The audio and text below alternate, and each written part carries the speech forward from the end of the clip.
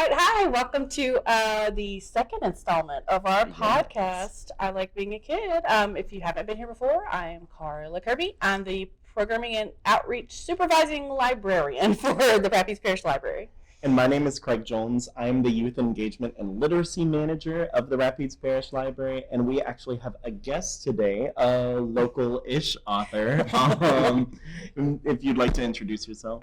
I'm Arthur Lewis, and I am the publisher and author of It's Okay to Be Dummy Thick, my book. Yeah, I was so glad to hear whenever you had published a book, and I was so tickled, I guess is the word, whenever I heard the name of it. I love it. You know, it really, if you know anything about Arthur, I've known him for probably around 7-ish years. Yeah, about 7-ish years. Yeah. College. Yeah, and the name of the book and everything about it really matches his personality really I've known well. him 7-ish minutes, so it's a good combo, yeah. Yeah. But we're excited about this episode. We specifically chose authors in celebration for Black History Month. So if you didn't see the last episode, today we are going to be talking about Kadir Nelson and Mildred D. Taylor. Yes, Yeah. and just to go over a little bit of why we're called I Like Being a Kid, it is from one of our favorite songs by a couple of very dear children's performers to us, Mr. Brian and Mrs. Terry. Oh my gosh. Terry, Brian and Terry Brian, Kender, I'm yes. not- Yes. I Like Being a Kid is their kind of theme song, yeah. Yeah, and it's such a catchy song. Definitely recommend giving it a listen. Yes. You know, Absolutely. Kindersongs.com if you want to go to their Yes, website. indeed. Yes. I think he's bought like a million URLs too. Like Kindersongs.com, BrianKinder.com, ILikeBeingKid.com. You can find him anywhere. He just keeps buying more. He kind of Good loves for it. him. Whenever you know your niche, you know. He's like, oh, someone might get it. Let me snatch it. Yeah. Yeah. But anyway, yeah. So I think we'll start today with Kadir Nelson, which is a little bit of a departure. We mostly do authors, but he is predominantly an artist and illustrator. But yes, go ahead. Which, have you really heard of Kadir Nelson much? When I came here. Okay. Gotcha. I love Kadir Nelson. Like, you can see his artwork. I mean, his artwork is just breathtaking. Like, I love all of his books. So, to give you a little background, he is 48 years old. He lives in Los Angeles. He is a painter predominantly. I think he does some sculpture as well, but predominantly a painter. He started at a very young age doing art, and he credits somewhat his high school teacher, but specifically his uncle, Michael Morris. Oh, yeah, Michael Morris, who is also an artist and art instructor, on really like discovering his talent at a very young age and his gift, and just like trying to help him find his viewpoint and, you know, how he, like his artistic point of view. And so he really credits his uncle with that. So from a very, very young age, and his parents were supportive. They always That's had great. art supplies and everything. They really, they just kind of were so supportive of his art. So he got to start at a very young age. He has art everywhere. Like we're looking at his books, but he has art hanging in the House of Representatives, in the U.S. Postal Museum, the World Trade Center, the Smithsonian. We talked about the Postal Museum. He's actually done commemorative stamps, which is cool. He did the one of Wilt Chamberlain. He did the one of, I'm trying to remember, I have it written down because I knew I would forget. I know Wilt Chamberlain, Joe DiMaggio, and Richard Wright. He did all their commemorative stamps, so that's cool. You may know him from The New Yorker. He does a lot of New Yorker covers. Like, he's done many. Yeah, I remember asking a friend if they had recognized any of his art, and he mentioned that he had seen his work in like the New Yorker, and like a National Geographic cover that he had done. He did. Wow. Yeah. And he did a Rolling Stone cover too, which is cool. Okay. Yeah. Missed that one. He did a Rolling Stone cover, and then his art was on the show Blackish and This Is Us as well. Like, he's everywhere. I love Kadir Nelson. Yeah, but He's a pretty big deal. he's Yeah. amazing. When you said stamps, I was like, okay, that's pretty nice. And then when you like Smithsonian, I was like, okay. Yeah, he's Yes. he's out there. Yeah, he is a big deal. Yeah, And he's a really big deal in children's literature as well, as you can see all of his books and everything. yeah. And I kept googling exactly or looking at how many books, and it just kept saying over 30. So, because he's constantly doing more. So, we know he has over 30 children's books he's illustrated. Let's see. I'm trying to think of more things about these him. books that we have here aren't even all of the books that we have in the library's collection There's so that many. he's illustrated. Yeah. And album covers. So he did an album cover for Michael Jackson and an album cover for Drake. Now, Michael Jackson passed away before that one was actually finished. So, like, I'm trying to remember the story. I heard it in an interview, but it's been a minute since I watched it. But so he did a huge series of artwork for about Marvin Gaye. Okay. That hung in the studio where he recorded. And Michael Jackson recorded there also, saw that artwork, and wanted him to do his cover art. Like I said, Michael Jackson did pass away before that. But he did complete it. Look up that Michael Jackson cover and the Drake one. I mean, I think I know amazing. which one you're talking about. And it is gorgeous. Like, he's in the middle with like a crown, like a king, but then there's just tons of pictures of Michael Jackson all throughout his career behind it. Just every step. It's amazing. Yeah.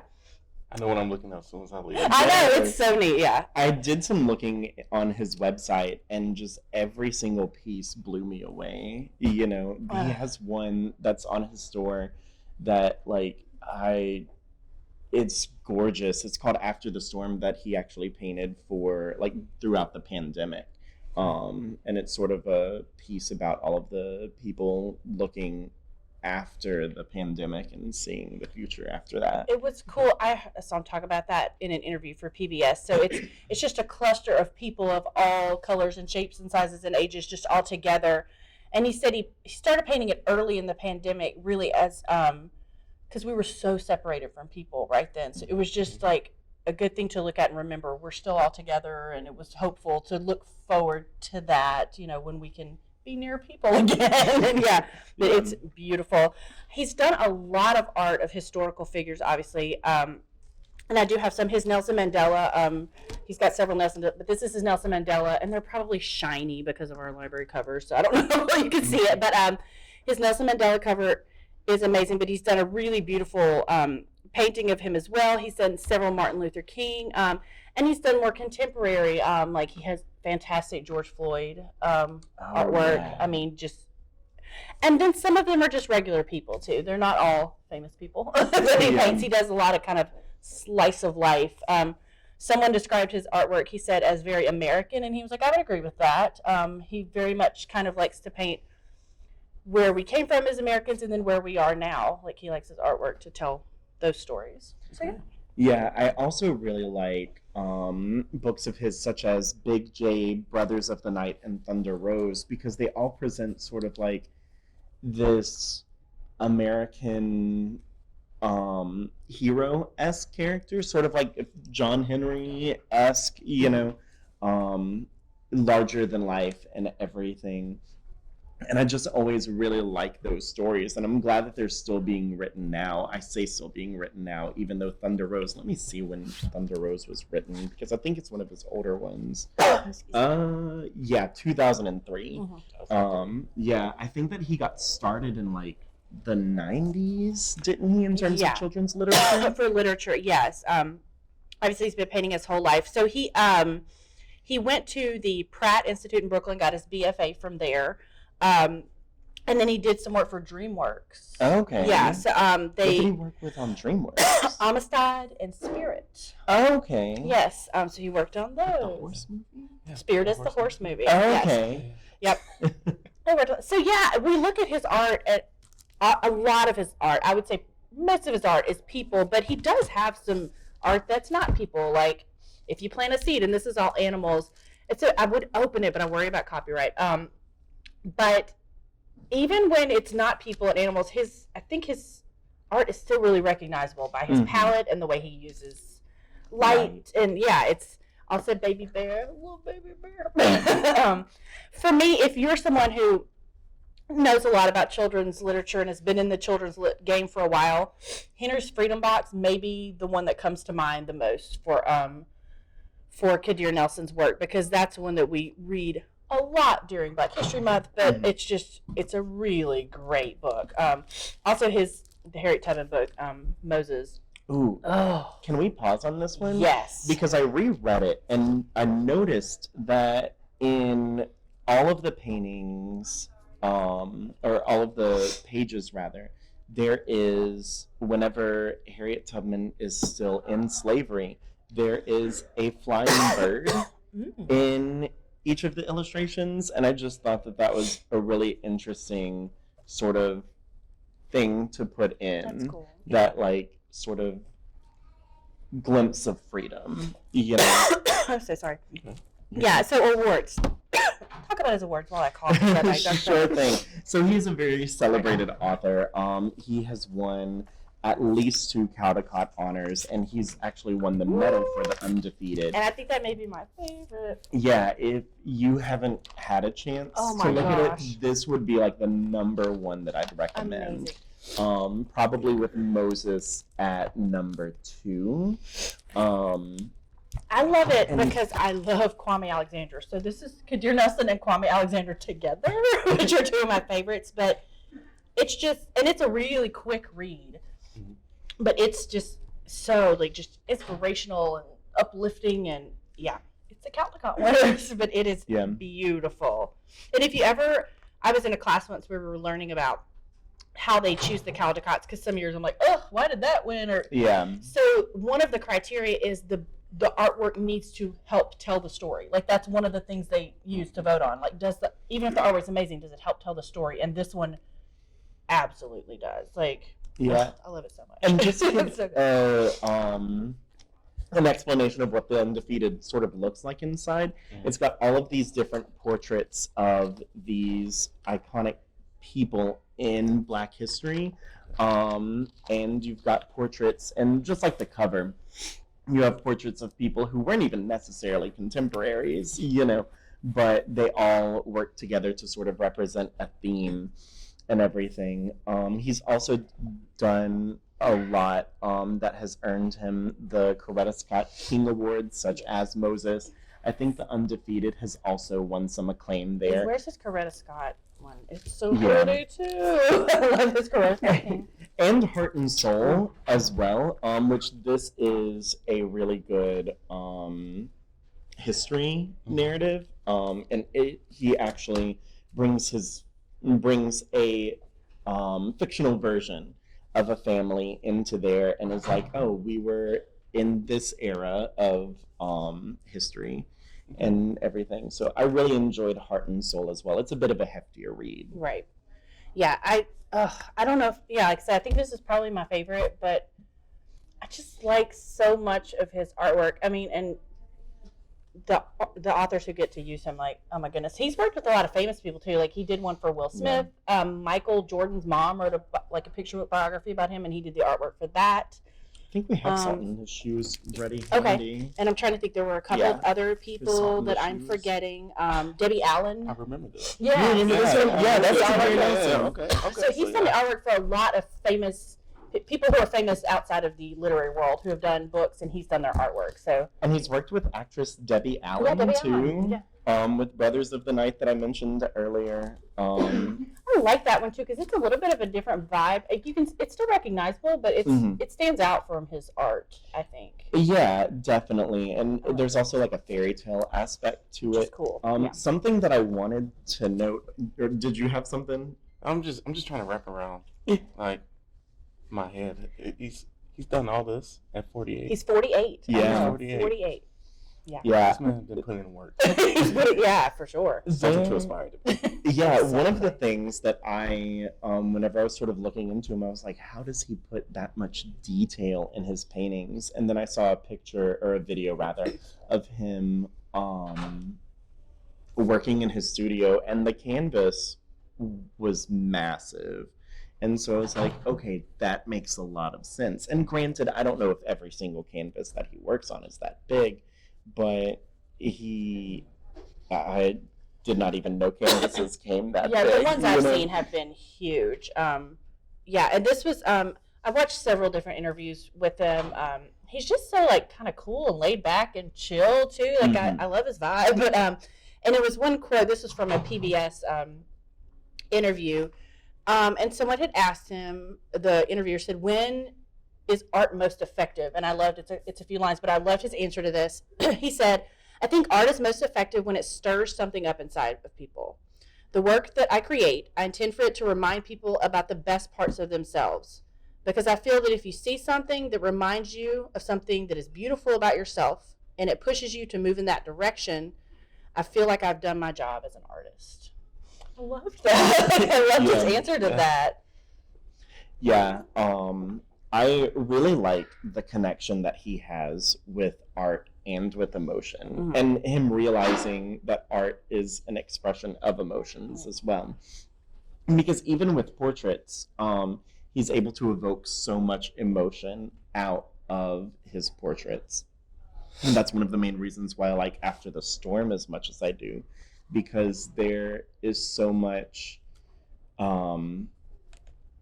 there's so much sadness, but there's also so much hope in the people and those emotions working together.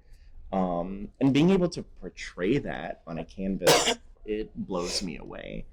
Another thing that I'd like to mention is that a lot of his books use extremely large profiles, such as the book about Nelson Mandela and the book about Coretta Scott King. And this, honestly, if we hadn't covered it exactly whenever we had, I don't think that I would have made the connection. But I read a comic from DC Comics called An Identity Crisis, and they were talking about the presence of Batman and Superman and Wonder Woman being the big three in DC Comics, and they never really portray them in the full portrait like they do the rest of the characters. It's always sort of glimpses of their iconography or very strong close-ups of their face, and it was sort of to make them look larger than life. And so that was whenever I sort of realized that, and coupling with the fact that he likes to work with people with very strong or spiritually strong or internally strong people, that sort of made sense and made everything about, not everything about his art, it helped me figure out his art better than I had previously. That's cool. Yeah. Yeah. Awesome. Well, I know we have to move on to, but there is a tie-in between. There definitely we're is. Move on to our next one. Yeah, there are actually a couple of tie-ins. Yes. Both Mildred D. Taylor and Kadir Nelson write about the Black experience throughout historical America, but also he actually did the art for the new editions of Mildred D. Taylor's books. We have her newest edition of Roll of Thunder, Hear My Cry, which won the Newbery Medal, and The Gold Cadillac by Mildred D. I almost realized how redundant that was going to be. Also by Mildred D. Taylor. Yes, they were both by Mildred D. Taylor. She actually released a teens book called All the Days Past, All the Days to Come. And that came out in 2020, and I, as someone who grew up always seeing Roll of Thunder, Hear My Cry around, I was like, Mildred, you're still writing? Good for you. I was really pleased to see that. I'm going to be real honest. When we first started, I was not positive if she was still alive or not. I just wasn't sure. Because I've known a lot of her books, but I don't know much about her. I really didn't. Yeah, if she hadn't released that one, Right. I think that I would have figured that she was from days gone by, Right. But she is definitely not. Have you read Roll of Thunder, Hear My Cry? I have not read Roll of Thunder. Okay. Have you seen it around? Because I know whenever I was growing up, Roll of Thunder, Hear My Cry was like ubiquitous. It was on every single classroom shelf that I had. I would hear people say it, Mhm. and I'm like, oh, that seems like a very cool declaration before doing something like brave or something like Roll Thunder, Hear My Cry. Yeah, it definitely, so it comes from a song, and whenever she heard the song, everything in the book sort of fell together, and it was then that she went up to her father and she said, listen, this book is going to win the Newbery, and it did. Awesome. Love that. Yeah.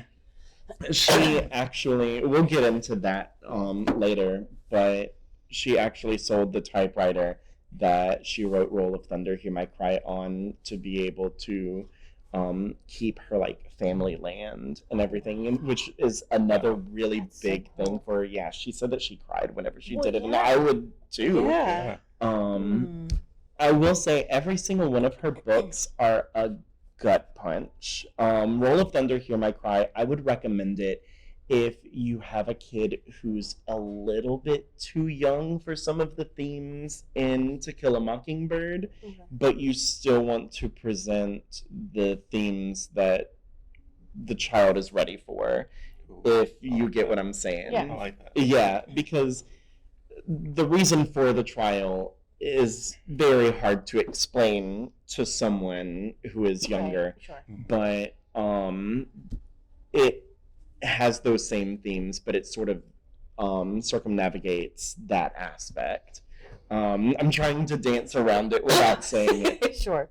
A lot of the information that I got about her life was really rewarding because she had author notes. Sorry, It's okay. It's fine. Arthur notes. yeah, author notes She wrote about it.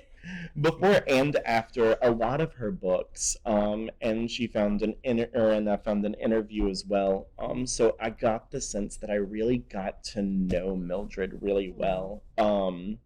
She was born in Mississippi in 1943, but they moved up north pretty young in her life to Toledo, Ohio. And during her childhood, her and her family would go back down south to visit her family, and she would listen to stories about the older members of her family's childhood. Okay. And so that actually became the plot points of a lot of her books, including Roll of Thunder, Hear My Cry, and to some degree, The Gold Cadillac. Her family had land since the 1800s, and she described herself as a quiet child, but when writing, she would hear the voices of the characters that would sort of tell her how to write them, which I think is a little bit of something that I saw in one of Kadir Nelson's interviews, in that he sort of said that the painting itself told what needed to be on the canvas, so there was that aspect. That's cool. I did notice the people who are still with us that he painted, he really liked to meet them and talk to them and just feel their essence. I know we moved on from that. No. I love Kadir Nelson so much. Yeah. And that makes a lot of It sense. does make sense, yeah. Yeah. So cool. She graduated from the University of Toledo, and she served in Ethiopia for 2 years in the Peace Corps, which I thought was really interesting, as someone who has never left the country before, just to think of somebody being brave enough to go somewhere where they had never, they knew it would be a complete culture shock. That says a lot to me, Yeah. She earned a master's in journalism at the University of Colorado, so she moved to Colorado, and it was around there in the foothills of the Rocky Mountains that she found some land that she sort of saw, and she was like, oh my gosh, that's the land that I'm interested in. And it was an uphill battle, and she used a lot of her experience in that uphill battle to write her book, The Land, which I believe, but don't hold me to the, actually I have this. Don't guess. It is, exactly. Publication versus, yes, The Land was the last book before All the Days Pass, All the Days to Come that she wrote. Okay. But we'll get into that a little bit more later. She was a member of the Black Student Alliance at the University of Colorado, and she later helped create a Black Studies program there and taught in the program for 2 years. Her first book was Song of the Trees, which was written for a contest from the Council of Interracial Books for Children, and it is told from Cassie's perspective, which Cassie is the narrator of Roll of Thunder, Hear My Cry.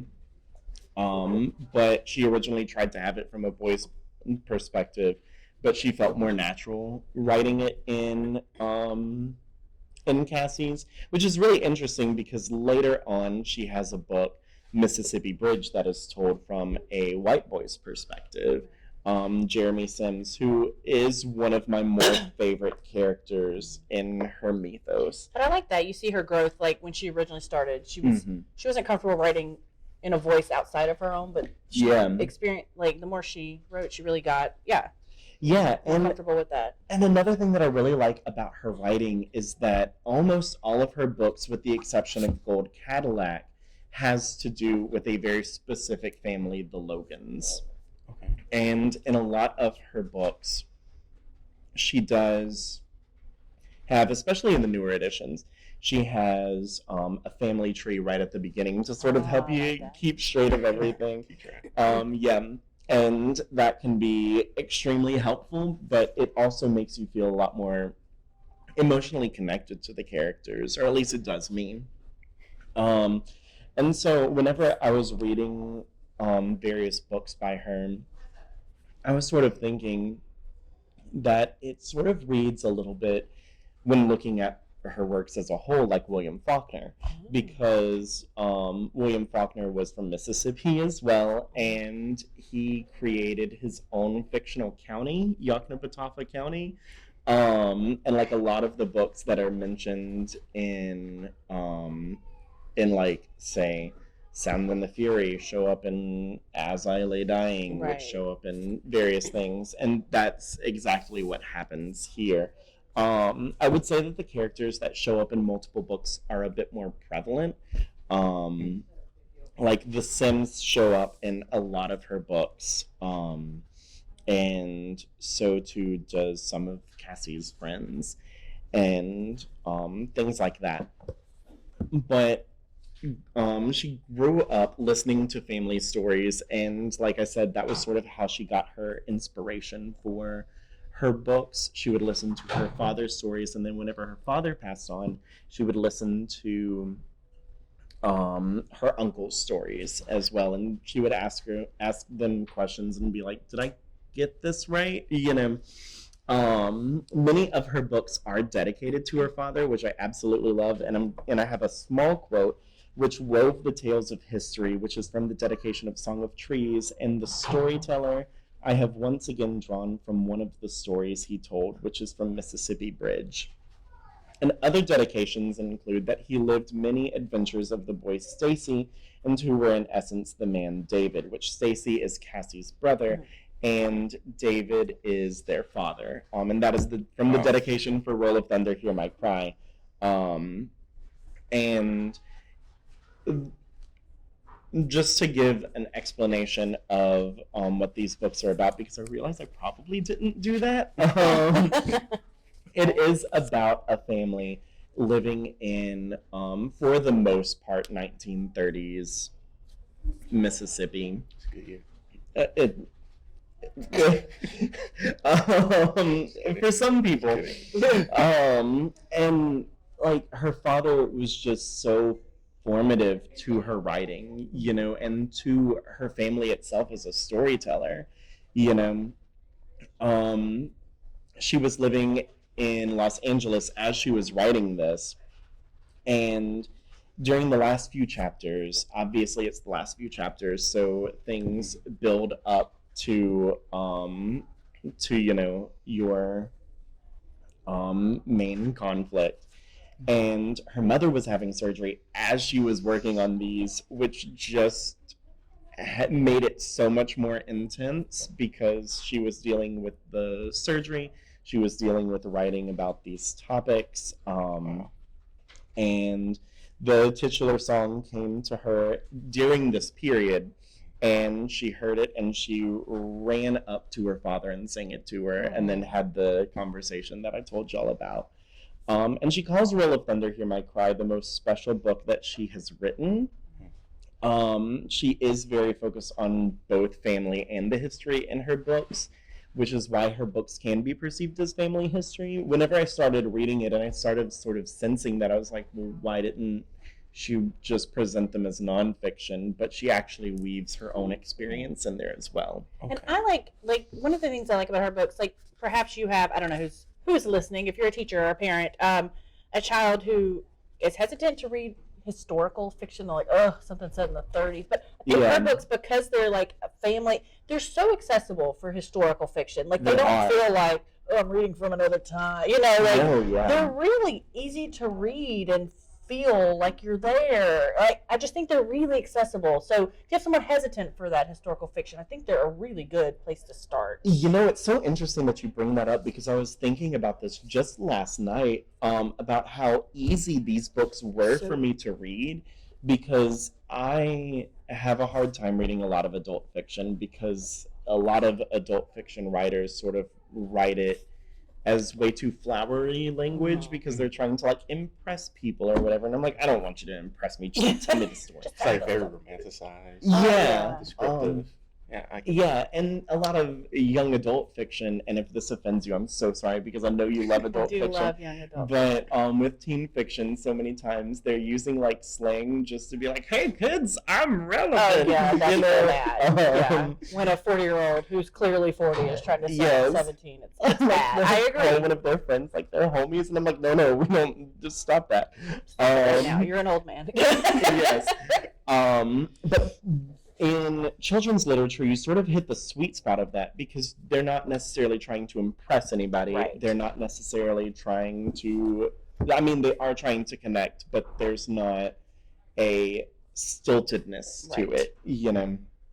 I do really like her shorter books. The Gold Cadillac, Song of the Trees, Mississippi Bridge. The Well is a bit longer of her shorter ones, but it's good as well. And super accessible because of the length. You have some kids who are intimidated by a lengthy book. I mean, start with some of those. Yeah, I great place to start. read The Gold Cadillac halfway through a trip to New Orleans, and that was me taking my time and getting distracted by my phone.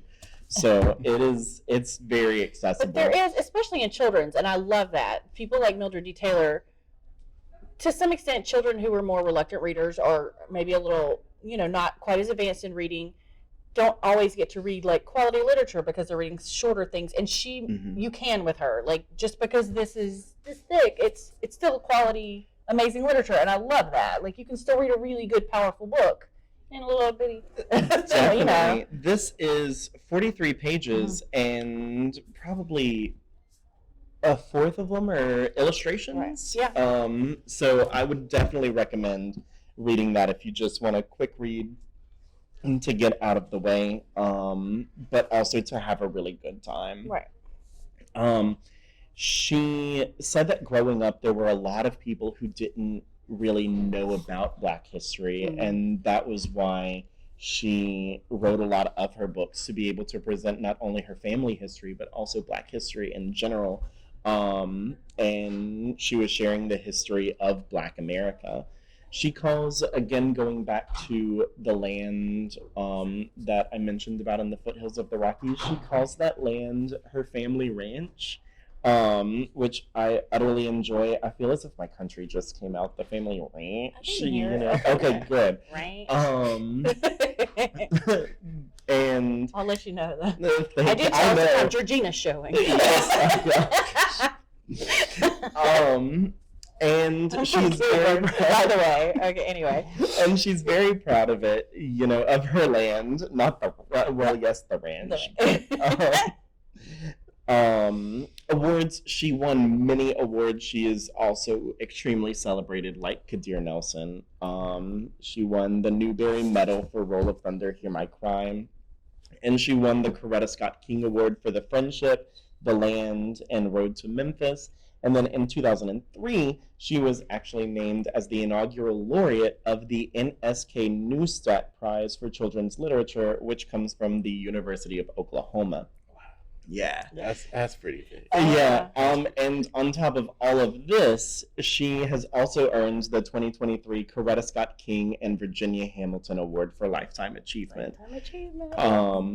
And reading an interview with her, she said that she has gotten letters from young children to an 87-year-old, and she was very humbled by the effect on her readers, despite the generational time between them. I think that's one of the things I really love about her. We were talking about Kadir Nelson, and he writes a lot of, or illustrates a lot of books about our Coretta Scott Kings, our, Harriet Tubmans. And so, super important people in Black history, but we don't always get books that are just kind of a slice of life of Black history. Yeah. And that's what hers are. There's no one in her book you've ever heard of, or you're going to see their name in a history book. But this is what just life was like for Black people in this time. And I think it's just a whole other view of Black history that we don't always get. And I love that. Yeah. Love it. And another thing to note is that Cassie's family is one of the better off Black families in the book and in the community, because they own land, and a lot of them are living off of land that is not theirs, So that was really interesting. While reading one of her books, I saw the phrase "fit to be tied," and I was like, okay, yeah, you're a Southern author. I can trust you now. Not that I didn't beforehand, but using that phrase just sort of solidified it for me. There are a lot of her books that will sort of leave you thinking something and leave you feeling something, definitely. Her books can be an emotional gut punch, but it was the times, and I am very pleased that she didn't shy away from that. I agree. So she said some important things, but they can also be pretty emotionally challenging as well. One thing that I did want to discuss, and this is why I had that in my notes, was how to read her books if you wanted to read them through the publication way or the chronological way. Okay. Because they were written sort of like with the Chronicles of Narnia. If y'all know anything about that, they were written not necessarily in the order that they take place. Sure. Okay. But I'm going to argue for the publication order as opposed to the chronological, but the publication order is The Song of the Trees, Roll of Thunder, Hear My Cry, Let the Circle Be Unbroken, The Gold Cadillac, The Friendship, Mississippi Bridge, The Road to Memphis, The Well, The Land, and then finally All the Days Past, All the Days to Come. And then chronologically, if you want to read it while following the saga of the Logans, you have The Land, which is the book in which they buy the land, The Well, which also deals with Cassie's father as a young boy, Song of the Trees, Roll of Thunder, Hear My Cry, Mississippi Bridge, Let the Circle Be Unbroken, The Friendship, The Road to Memphis, The Gold Cadillac, and All the Days Past, All the Days to Come. A quick mention, The Gold Cadillac doesn't deal with Cassie and the rest of the family, but she still views it as part of the Logan saga. So I will also fight for the publication dates, just in general of books. I mean, yes, you can put things in chronological order, but the author wrote them in this order. So obviously, if it made sense in her mind in this order, you can understand them in this. I don't know. Like, I'm not somebody that wants to read the prequel first if it was written after. Right. I don't know. I'd say read it the way they wrote it. Yeah. And you can also uncover some things about like certain characters. Right. I can't really speak for this, but I know that Star Wars does that a lot. Right. Yeah. So whenever you see a character from one show or one movie pop up in this new prequel series, you're like, okay, that's what they're doing. I like that. Because they know that a lot of the fans are watching it in real time, and they want to have like a reveal, an explanation reveal. I almost said explanatory. And I stopped myself. It's okay. So, we have Mr. Arthur Lewis here, and because he is self-published, we are able to have him read his book. Yes. So, take it away, Mr. Lewis. Yes. Read it right now? Yes, if you're comfortable with it. Yeah, do what you want to do. Are you comfortable with it? All right. So, what I'm going to do is I'm going to read a page, and then I will show you the picture. Okay. Perfect. All right. It's okay to be dummy thick. written by Arthur Lewis and illustrated by Tincho Smith. I'm gonna say this. I normally don't do the dedication first, but I like it because I like this so much. Yeah. Okay. But this is dedicated to you because there is no euphoria in body dysmorphia. Oh.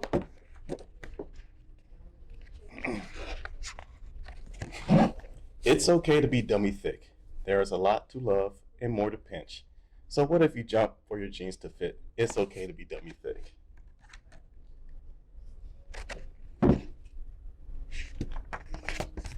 It's okay to be yummy slim, lovely, limber, moving with whim.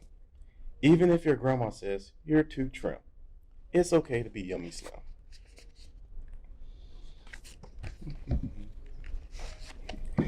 It's okay to be hyper fluffy, with your curvy arms and your curvy tummy. They make you warm and very cuddly.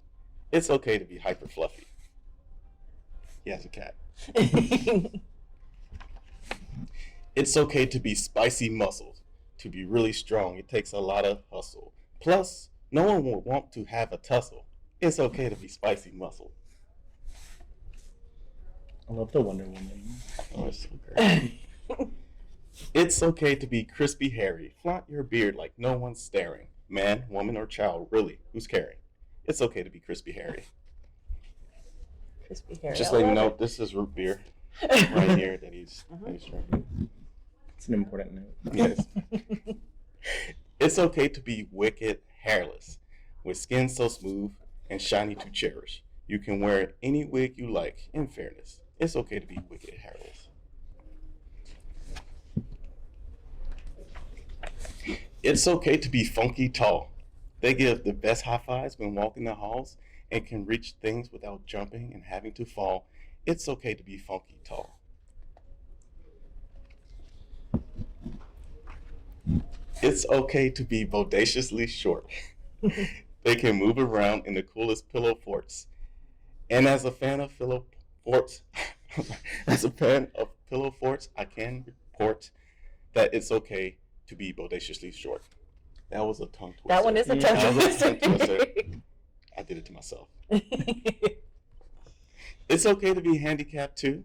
They have a set of wheels to move fro and to customize your chair, to look awesome and new. It's okay to be handicapped too.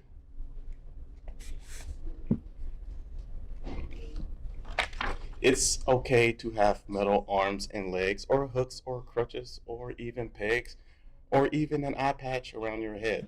It's okay to have metal arms and legs. It's okay for your skin to fantabulously sag. You had some weight, now that weight has passed. You can tell others you have the wings of bats. It's okay for your skin to fantabulously sag.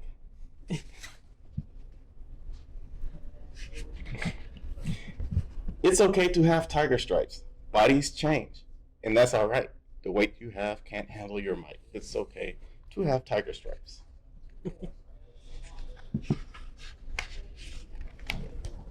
Of the many, these are few.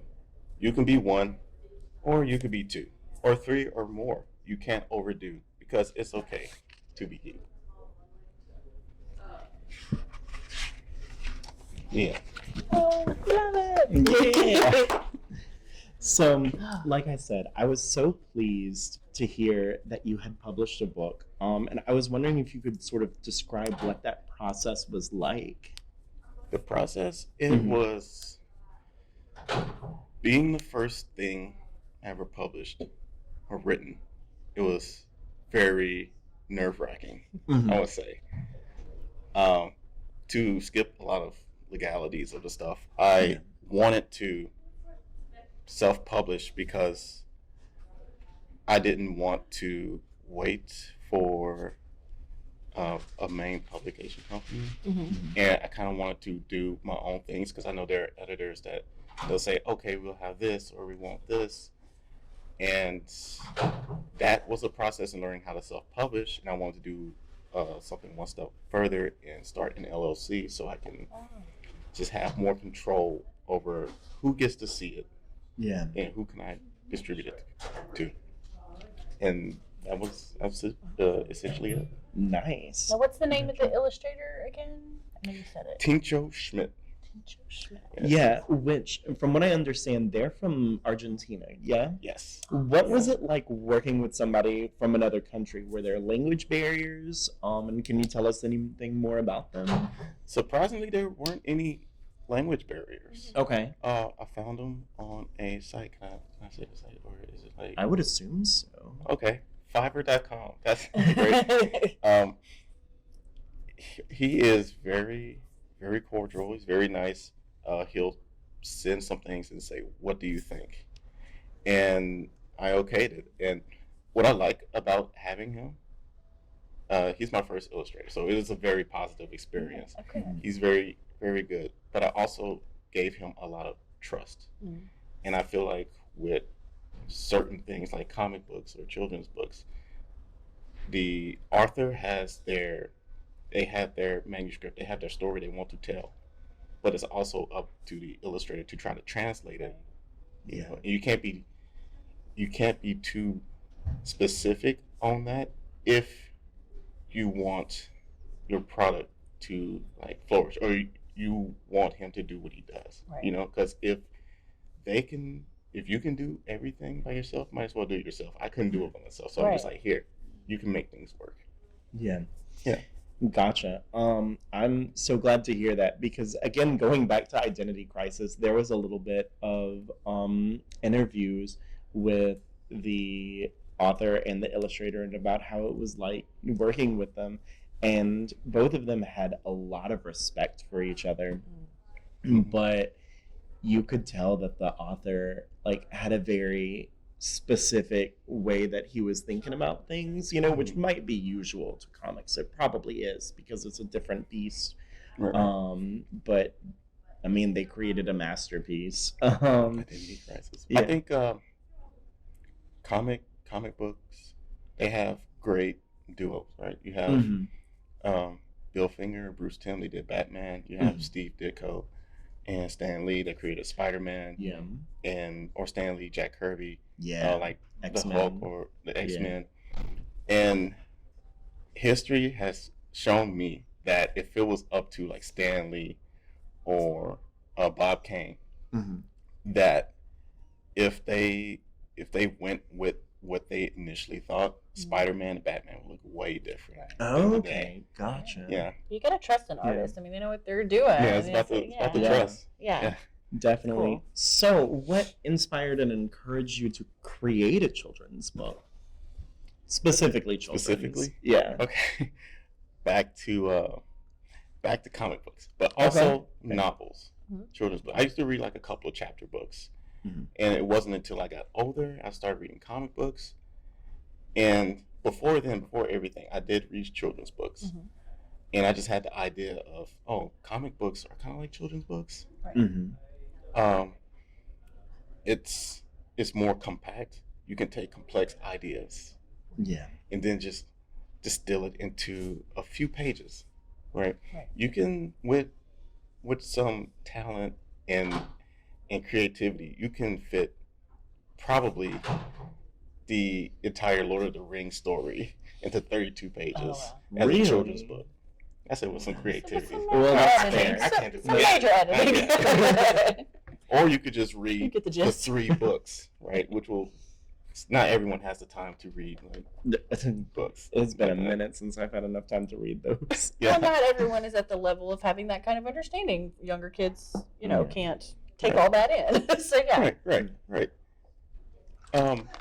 But that's essentially it. Also, not as far as length, but as I say, complexity. So you have like books like these or the Gold Cadillac, in which, as you mentioned, I like that you said that there are topics that are pretty heavy, Mhm. but to a kid's understanding, may be too much. Yeah. But kids are intelligent. Right. We are all naive to an extent, but they can pick up on nuances. Right. Because oftentimes they will. Have you ever talked to a kid And Sometimes. I talk to kids all the time. I have 3, yes. So, you know, if you're just busy one day and they come with a lot of questions, but they just come up to you while you're busy and they're just saying things and they ask that one question where you're like, well, that's an interesting take on it. I never really thought of it like that. Mm-hmm. So they're very observant. They can pick up on things. They can pull things together. Definitely. So, yeah. Yes. My son Isaac does that to me all the time. He says things and I'm like, okay. Yeah. He views the world in a way that I don't always, and it's fascinating to see the world through his eyes sometimes. Almost every time. Yeah. Yeah. I do remember some of the questions that I have heard from kids, and I'm like, okay, you know. Yeah, like, okay. Yep. Yeah. So was there any encouragement that helped you continue through the process? Encouragement? I've had family and friends. Mm-hmm. They essentially encouraged me to push forward. Yeah. They've always known me to be in libraries. Even when I was in college, I would stay in the library, right? Even if I wasn't studying, even if sometimes I was sleeping. Sorry. But a lot of times I was just going through or reading certain things. Sure. Even then, they had like a children's section. People would be looking at me and they're like, "What is he doing over there?" Mm-hmm. And yeah, that's my friends, my family. They were very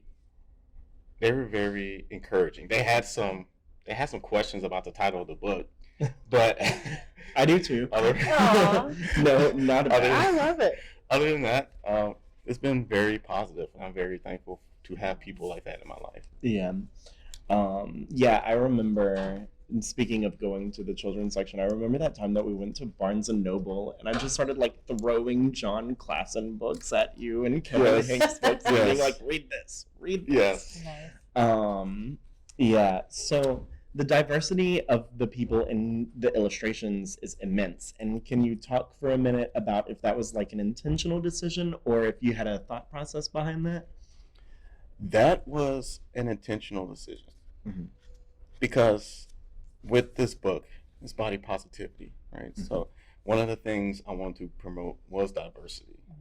So if I can do that with body, it would only be right to just include other like colors and skin tones and Sure.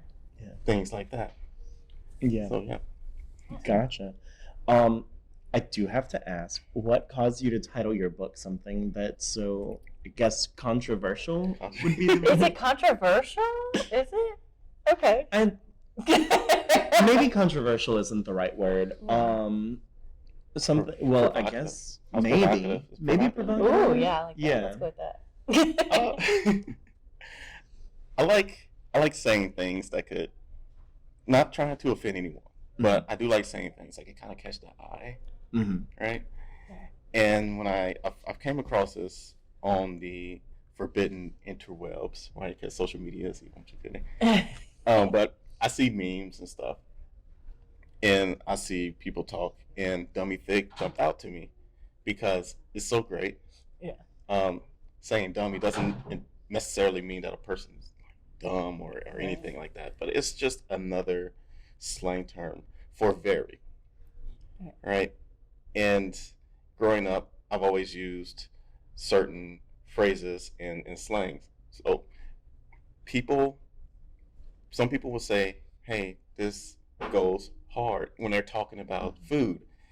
Like, what's hard about it? It's mashed potatoes. It's, Nothing hard about mashed potatoes. But it's just the idea that it is good. Right? And so you have people that'll say, stupid loud, which means very loud. Right. Mm-hmm. Or I'm kind of jumping into African American vernacular English. So when someone says it's very cold, they'll say, hey, it's cold, right? They'll just say it twice. It could sound redundant to some people. It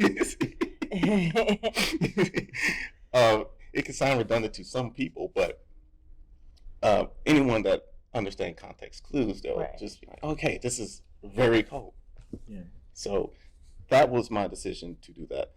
Also, I figured that this topic, because it could be wildly, it could be controversial. It can Body be, positivity could be it's okay to be fluffy.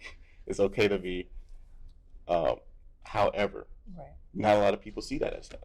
Right. So even if I just took Dummy Thick out of this and it was just a body positivity book, people would still have their concerns about that. Sure. Yeah. Yeah. Gotcha. Like you're promoting obesity or bad health. I'm just like, Right. no, just promoting being okay with yourself. Right. Yeah. Feeling good about who you Yeah. are. Yeah, Yes. Yeah. So, what is it like seeing your work for sale in various bookstores? And what is the process of getting your book in bookstores? So for me, seeing it in various bookstores, it feels kind of good. To be Yeah, I honest. bet. It feels great. By the way, we either we're getting it or we have it here at the Rapids Mhm. Parish Library. It's so Yeah, we've got it. you can get Okay, it here. You this- can check it okay. out here too. Even now, I gotta contain my excitement. You can check it pretty out. good because when I was a kid, I used to go to bookstores and things like Yeah. that. Mhm. I'll just sit in the middle of the aisle. If it's not the comic book section, if it's not the kids section or the chapter book section, stuff like that. I would always think, man, it would be cool to either have my things in a bookstore or in a library. Yeah. Right, that was one of Now my you have dreams. both. Yeah, I have both. both. Yeah. I'm trying not to cry. Oh no! Here, next question. Yeah, Next yeah, question. yeah. No. But the process for that, it varies. Mhm. It's simpler to do it through Amazon, Okay. but you can also go through a thing called Ingram Spark. Okay. So Yeah. they can distribute books from other stores to other stores and places like that. Now, for the local bookstores, I want to say the distribution is also through Ingram Spark, but you can also go to certain stores and they have a consignment fee. Okay. You give them your books, they'll report back to you. Have that little relationship with them. Yeah. So that's pretty much cool. it. Gotcha. Awesome. Gotcha. So, how can fans of It's Okay to Be Dummy Thick help you as an author and Teen Show as an illustrator? I would say look up Tincho Schmidt. You can Google him. Oh, You can right. Google him. He's done a lot of great things. Google him. I think his website is tinchoschmidt.com. I have a website also. It's currently under construction, but I'm trying to get it underway. But if you want to support and get this book, you can go to Amazon or Barnes and Nobles, anywhere that books are currently being sold right now. Awesome. Nice. Are you working on anything new right now? Yes, I have a ton of things, and I kind of admire Mr. Kadir Nelson. Kadir Nelson Yes. because he's able to do so many things. He must have a million projects going on Right, at he's once. just like He bouncing must. back and forth, Yeah. and forth, and that's what I'm currently doing right now. And it's hard for me to joke because I do have a full-time job. Not right. And when I come home, I fight the urge to sleep, and I try to brainstorm and do things like that. But right now, I will say I want to do something dealing with excitement. Oh, I want to do more action-oriented stuff, like not like punching, but Mhm. with children, everything can be like an adventure. yeah. Okay, so if I can do something in the realm of surrealism Oh. or Sort of like Rugrats? Rugrats, I was just Okay. thinking Ooh, Rugrats. that's fun. I was just thinking Yeah. Rugrats. Yes. That's very cool. Awesome. Cool. Yeah. Gotcha. So, if there was one thing that you could tell your readers and your fans, what would it be? I would say that you could do anything. I'm gonna get the cliche stuff out the way. Yeah, If go that's do it. okay. Cliches You can are do good. anything you want to. And it's true. And it's cliche because it works. Right. It works. If you see something, find out how to do it. And if you bump your head, it's okay. Right? Just know next time to wear a helmet. Also, it's okay to be yourself. Yep. I have people that I'm very close to.